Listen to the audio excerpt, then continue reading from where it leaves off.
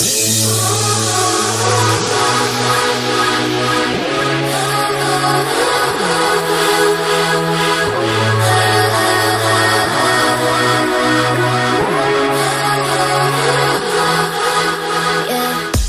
guys, welcome to my channel or welcome back.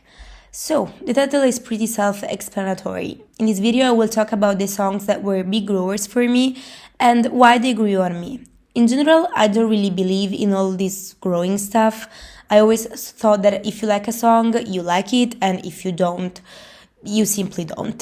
Of course, you can change opinion or taste, but I mean, this happens in months or years, not in 2 days. I don't know, I just feel that in K-pop this word it's always overused and that sometimes people forces themselves to listen to a song because they want to like it so bad and then after a while you eventually start to like it. But I mean, it's okay to not like a song, you know? However, I started to use this word too, specifically for K-pop songs, but for me, if I say that a song grew on me, this can happen for only two reasons. Either I decided to ignore the parts of a song that I don't like and focus on the things that I like about it, or I wasn't paying attention. You could ask me, what do you mean you weren't paying attention? Well, that's because there was a pretty huge gap of time, I would say 1.5 years, between me discovering K-pop through Blackpink and therefore getting obsessed with them, and me checking every single girl group release. It's not that I didn't know the main girl groups and their songs at the time that I got invested in K-pop, but I was so absorbed in loving Blackpink that a new song would appear on my Instagram feed, for example, and I would check out the clips. And if from that clips alone I thought that I didn't like the song, well, I didn't bother to check it out. Or maybe I would check out one performance and that was pretty much it. So yeah, I basically missed out on a lot of cool releases and on a lot of fun, let's be honest, because now I love to know the comebacks dates, check out the concept photos, give predictions, and check out the stage performances and the overall promotions. So yeah, anyway, let's stop rambling and let's jump right into it.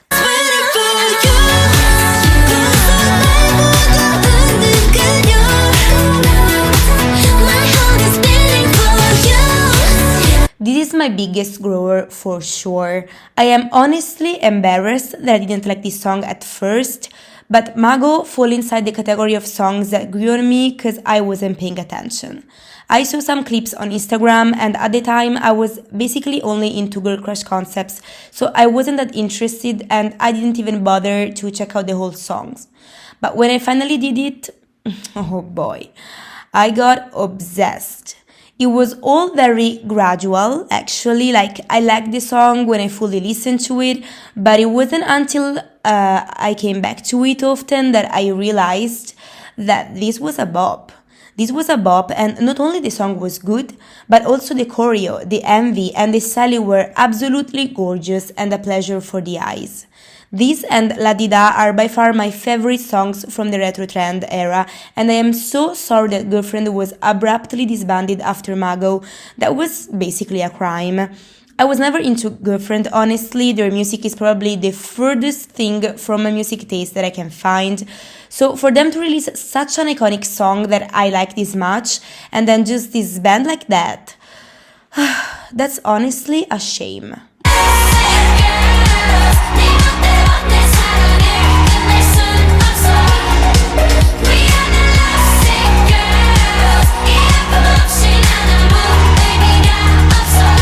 So I always say that Pink Venom was my first comeback as a true Blink, which is partially true, but technically Lovesick Girls was because I discovered Blackpink around September 2020, so just after the release of Ice Cream and a couple of months after How You Like That, something that still bothers me, by the way, how I missed such an iconic era by a whisker.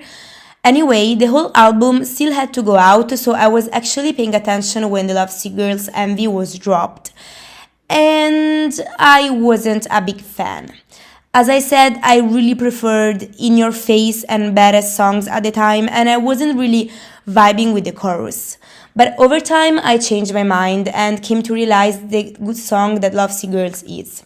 It's not my favorite of Blackpink for sure, but it is nevertheless super catchy. I love the outro and the verses, and the fact that it was composed also by David Guetta is simply iconic. Plus, I am happy that the girls show different colors with this title track by managing to keep their EDM sound. Honestly, again, I'm so sad that I didn't know them at the beginning of this era and that I was still discovering K-pop and this world of stage performances, promotions, concept photos, and so on. Especially because, as we all know, we got zero promotions for Born Pink, while during the album era they promoted 3 songs in music shows, gifting us with many iconic looks and gave us 3 MVs, all of them so aesthetically pleasing. So yeah, I'm still sad about it, but at least I appreciated Lovesick Girls much more with time. Sorry, Blackpink, forgive me, cause I have sinned. We about to paint the town. La ta ta ta ta ta ta ta ta. Paint the town. La ta ta ta ta ta ta ta ta. Paint the town. This was my first Luna comeback as a K-pop fan, and I had very high expectations for Paint the Town, cause I am a huge fan of many Luna songs. During summer 2021, I had So What and Why Not on repeat in my car, so yeah. And well, I was very disappointed with Paint the Town when I first heard it. My main problem was the chorus. It's not that it's bad, it's just that I didn't really vibe with it. I am not a fan of choruses where you repeat the same word over and over, so the result was quite underwhelming. However, the rest of the song slaps hard. Literally every other part is so good, the instrumental is super catchy, and the outro hits hard, is one of my favorite K-pop outros in general. So yeah, this song definitely falls in the category of the songs that grew on me, because I focus on the parts that I like in order to fully enjoy it, and in the end, the chorus too grew on me, and now I'm able to appreciate it more. Plus, the whole styling of this era and also the concept were immaculate. On the next level 저 너머의 문을 열어 next level 널 결국엔 내가 부셔. It's not a secret that aespa songs are growers and that you need to give it a few more listens before really appreciate it. Honestly, my issue with Next Level is not really solved yet, in the sense that I still don't like at all the part where the beat changes and Ning Ning sings. 절대로 뒤를 돌아보지 마라. 광야의 곁은 내지 마라. I mean, their vocals slay as always, but this change really bothers me because it doesn't fit at all in the rest of the song and I don't even like the melody. However, this comeback was too iconic to not appreciate it, the chorus slaps hard and I'm addicted to the pre-chorus.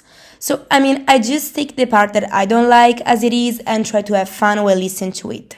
And I mean, I also grew to appreciate it a bit more, like Karina's verse in the interlude is pretty cool, and she also quotes Black Mamba. We against the villain, what's the name? Black Mamba. And then the ooh again. I mean, it kind of goes hard, I'll admit it. That's what you do to me. 나는 alcohol free 근데 취해. 마신 게 나도 없는데. If you click on a video about K-pop growers, rest assured that alcohol free is gonna be there, and this is true for me too. I mean, it's not that I would put this song on repeat, I think that I didn't even add it to my playlist. However, I appreciated this song and its concept too late, but better late than never, I guess. Alcohol Free is a typical tropical song, the one that instantly transports you on a beach under the sun with a coconut in your hand and a flower crown Hawaii style. And honestly, I am all here for it. I think we need these types of songs in order to survive. You know what I mean? Plus a whole list of cocktails sang in the post-chorus.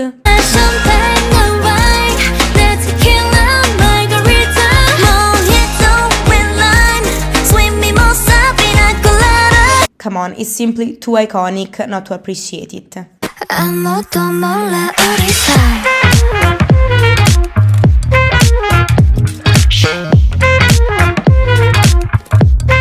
This definitely falls into the category of songs that I discovered on Instagram and that I decided that they were boring without even listening to the whole song. To be fair, it's not exactly my cup of tea in terms of sound, but it definitely hits, and as soon as I heard it in full, I realized it. Plus, I will never be tired of an Alice in Wonderland concept. And also, Eunbi quickly became my favorite Iswan post-soloist. Watching her perform is so aesthetically pleasing, I can't even explain it. And come on, Dor gifted us with this iconic dance move, so it's impossible not to enjoy this release.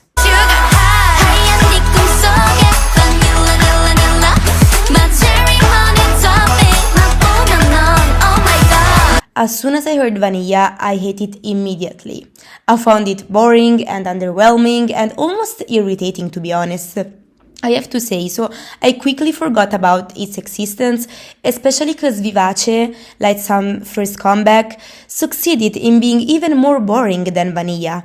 But then, quite recently actually, I stumbled upon a performance of Vanilla, or maybe it was a dance practice. Anyway, it kind of hits me. I think this is the only song of this video that I seriously hated first and then liked it without even a justified reason. The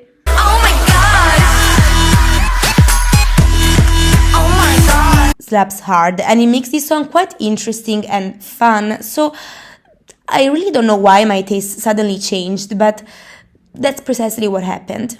It could also be that I started to like this sweet chocolate vanilla dessert kind of concept, so yeah, there's also that. I'm the mafia.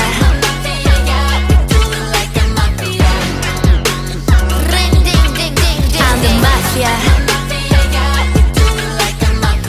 Okay, so as soon as I heard this song, I was definitely cringed out. Maybe it's because I am Italian and the mafia issue is taken quite seriously here, so I mean, I don't exactly appreciate five girls mimicking guns while saying, I'm the mafia, ram pam pam pam, or whatever, you know? So at first, I didn't even watch the stage performances because I was really avoiding this song. But recently, I just stumbled upon some fan cams of that era, and I don't know if it was the styling with all these latex jumpsuits or if it was the choreo, apart from that Hinus gun mimic above mentioned, or if it was the attitude, but this whole comeback started to grow on me to the point that I became almost addicted to its stage performances and I have to go back and watching them once in a while to cure my soul, you know, like a medicine or something. There are many songs with which I have this urge sometimes, like La Di Da and Love Dive, for example. Mafia in the Morning is nothing groundbreaking and it's definitely not ITZY's best title, but it's not as bad as it seemed at the beginning and it kind of aged super well for me, I would say. Know that I come first. I'm the winner. 그래 마지막 순간 너를 꽉. This was my first Everglow comeback as a K-pop fan, no pun intended. And since they're one of my favorite girl groups strictly music-wise, because their discography is basically immaculate, I had high expectations for this comeback and, well, when I heard first, I was so disappointed, you guys have no idea. I thought that Everglow couldn't let me down more than this, and then a few months later, Pirate was out, so yeah. Anyway, as always, when I don't like a song, my main issue is the chorus. I find it quite underwhelming and not that catchy, and the verses are okay. But then I started to focus on the other parts of the song, which are super good instead. For example, the pre-chorus and the post-chorus. Their voices sound so angelic, and these sections are very melodic. Plus, we had also a dance break with Onda as center, and Lord knows my bias is the most underrated member, so I am happy whenever she gets the attention she deserves. Anyway, First is for sure not my favorite Everglow title track, but I don't hate it anymore, contrary to Pirate, so a big step ahead.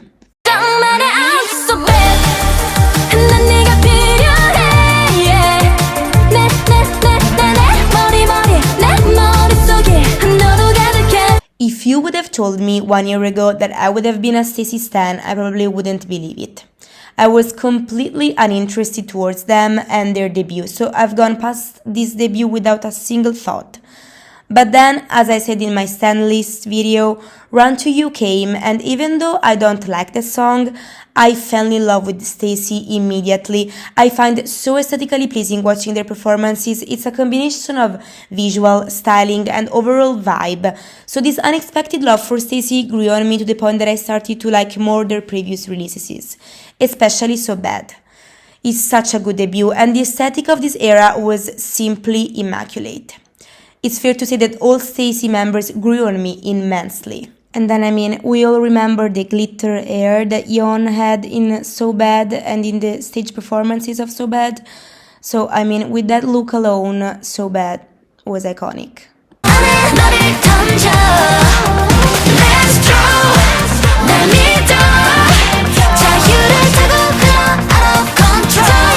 This is the most recent grower since it was released literally 3 seconds ago. Anyway, the first time that I listened to that song, I found it boring to say the least. Plus, I wasn't exactly appreciating the retro vibe that this song was exuding since it was so 2020. But something was telling me to listen to it one more time, and I did it, and then again, because the more I listened to it, the more I liked it. What made me realize that I had to put this song on this video was that in my October ranking, I put it basically at the bottom. And now whenever I think about it, I'm like, why?